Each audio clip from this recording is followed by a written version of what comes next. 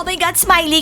Feeling ko darating na siya dito. Natatakot ako. Darating na siya. Diana, relax ka lang. Hindi na pupunta dito yun. Pagod sa biyahe yun, magpapahinga na. Eh kung mag-pretend na tayo na natutulog, para hindi niya na tayo gisingin. Oo, tama. Hindi niya tayo gigisingin. Bakit ba takot na takot kayo? Meron ba kayong ginawa? Huwag kayong matakot, girls. Pwede ko naman bantayin yung pinto para walang makapasok. Boys, hindi nyo kasi naiintindihan. Prank call namin siya kanina. Sabi namin, may ibang girlfriend si Teacher Mike. Lagot kami nito. Oh no. Blondie, dumating na si Coach Abby. So, edi cool? Ano ngayon? Anong cool? Ang istrikto niya. Bakit? Coach ba natin siya? Bakit tayo matatakot sa kanya?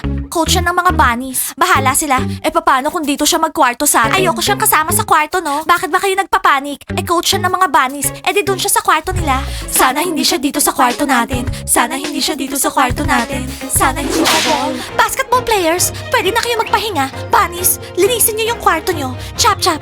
Tsaka yung room namin, kasi kami yung naglinis kahapon. Ayos, akala ko pa naman mamamasyal. Nakakainis. Oh girls, parang hindi kayo masaya. Dadating na si Coach Abby. Mag-celebrate.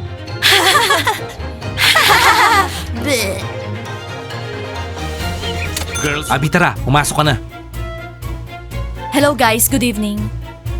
Hello, Coach Abby. We miss you. Hello, Coach Abby. We were waiting for you. Welcome to the country house, Coach Abby. Abby, nakita mo, na-miss ka na lahat.